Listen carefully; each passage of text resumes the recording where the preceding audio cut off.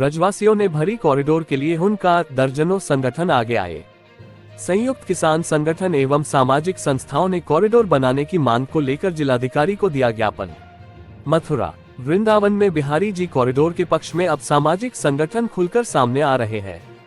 श्रद्धालुओं की सुरक्षा और सुविधा के लिए कॉरिडोर को आवश्यक बताते हुए निर्माण की मांग कर रहे हैं।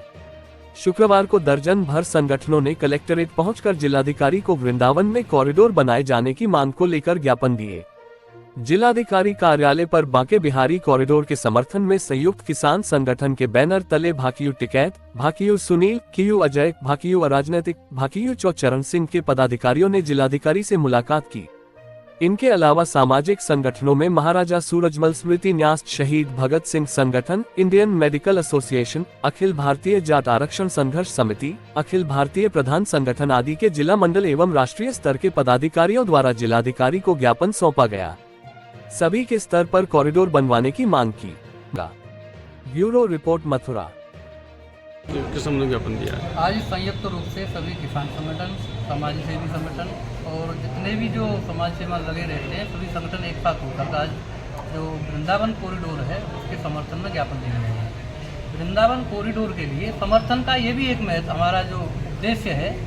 हमारा उद्देश्य किसी से लड़ने का या उनका हमको नीचा दिखाने या उन्हें गलत साबित करने का नहीं है। हमारा उद्देश्य ये है कि यहाँ ब्रजवासी बड़ी संख्या में हमारे परदादा, दादा, बाबा, पिताजी सब लोग डेली रूटीन में बांके बिहारी जी के दर्शन करने वाले लोग हैं। और मथुरा जनपद में मुझे लग रहा है प्रत्येक गांव से बांके बिहारी के दर्शन करने डेली हमारे जो बुजुर्ग थे जाते थे, परंतु उसमें पिछले जो कोरोना टाइम से इतनी दिक्कतें आई हैं कि वहाँ भीड़ के चलते वो लोग नहीं जा पाते हैं तो वहाँ के जो मंदिर के जो स्टाफ है, वो स्वामी लोग हैं, वो धक्का मुक्की करते हैं, मारपीट भी करते हैं, तो उन्होंने जाना छोड़ दिया है। तो हमारा उद्देश्य ये है कि हम लोग भी अच्छे। देखिए कि जैसा कि आप लोग सभी अवगत हैं कि माननीय सर्वोच्च न्यायालय के आदेश से श्री बांके बिहारी जी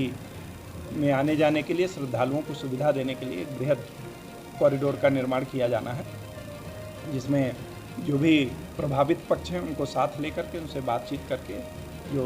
पहले आपका सत्यापन हुआ था लगभग 2 साल पहले, उसका रीवेरिफिकेशन किया जा रहा है और अब की पूरी तरीके से नाप जोख, किसका घर की लंबाई कितनी है, चौड़ाई कितनी है, कितने तल का है, व्यावसायिक है, आवासीय है या वाणिज्यिक है, सब प्रकार के जितने भी है विश्लेषण वो किया जा रहा है और कार्य चल रहा है और काफ़ी काम हुआ है और थोड़ा काम बाकी है, वो भी जल्दी ही पूरा कर लिया जाएगा। सर, कॉरिडोर के समर्थन में अभी कुछ संगठनों ने आपको ज्ञापन दिया है। देखिए, कॉरिडोर का विरोध तो वो लोग भी नहीं कर रहे हैं जो मतलब प्रभावित हो रहे हैं, परंतु उनकी कुछ जायज़ मांगे हैं जिस पर हम लोग विचार कर रहे हैं और उसका ज़रूर कंसिडरेशन करेंगे। जैसे लोगों को शंका है कि हमारा रोजगार चला जाएगा, तो उनको उसी कॉरिडोर में जो दुकान बन रही है वो निश्चित रूप से उनको दुकान आवंटित की जाएगी। उनके घरों का उचित मुआवजा मिले, उनको आशंका है कि सर्कुलेट बहुत कम है, हम बाहर खरीद पाएंगे कि नहीं खरीद पाएंगे, उसकी भी व्यवस्था हम लोग कर रहे हैं, उनको पूरा उचित मुआवजा दिया जाएगा। और किसी को अगर रहने के लिए घर चाहिए, वो लोगों का यह है कि हम वृंदावन से बाहर चले जाएंगे, तो रुक्मिणी विहार में और 2 अन्य जगहों पे विकास प्राधिकरण ने वैकल्पिक फ्लैट्स का ऑफर दिया है, जिस पे बहुत ज़्यादा जो कास्ट आएगी, नो प्रॉफिट नो लॉस पे जो कास्ट आएगी उस पर हमको आवंटित कर दिया जाएगा। तो मुझे लगता है कि जिसके भी घर प्रभावित हो रहे हैं, जिसकी दुकान प्रभावित हो रही है, उसको सरकार भरपूर मुआवजा देगी, रोजगार के लिए वैकल्पिक दुकान उपलब्ध कराएगी और अगर किसी को आवश्यकता होगी तो रिहाइश के लिए फ्लैट्स भी उपलब्ध कराए जाएंगे।